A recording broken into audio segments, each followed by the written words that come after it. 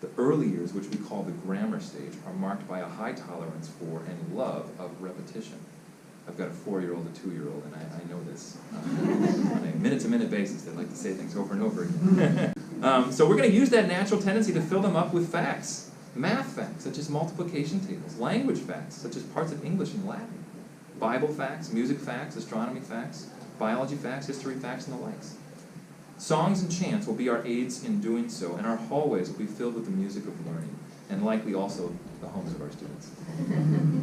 The middle school years, which we call the logic stage, are marked by a tendency to argue.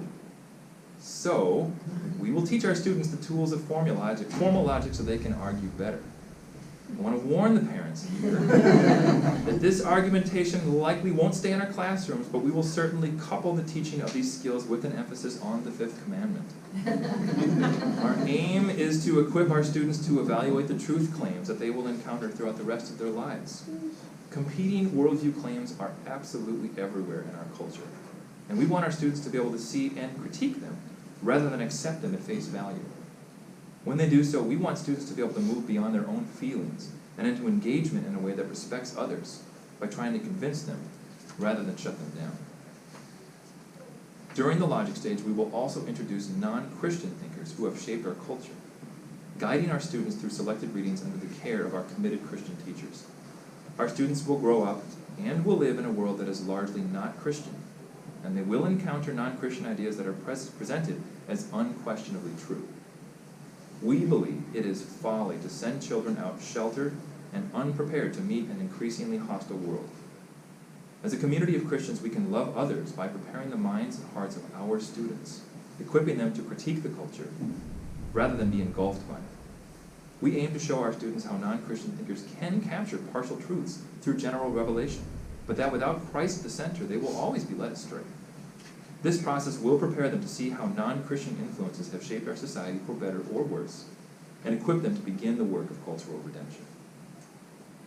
Finally, in the high school years, which we call the rhetoric stage, we will lean on students' desire to be viewed positively by others. The great books of Western civilization will be read and examined for clarity of thought and beauty of language. We will also use those books to provide material for discussing what a life of wisdom, or its absence, looks like. As a culminating event, all seniors will produce a thesis, a significant paper that is accompanied by an oral defense in front of a panel of faculty. This process teaches compelling and winsome communication, which, in combination with clear thinking, gives students a set of skills that are applicable to any field they pursue, including higher education or a career. In other words, this is graduate level work being done in high school. By putting a great feast of knowledge in front of them and giving them the tools for taking on any new field, we aim to raise up lifelong learners, clear in thinking and compelling in communication, who are equipped to lead lives of godly character and purpose for God and His kingdom. We believe this is the proper way to take on any uncertainty we may have about the future.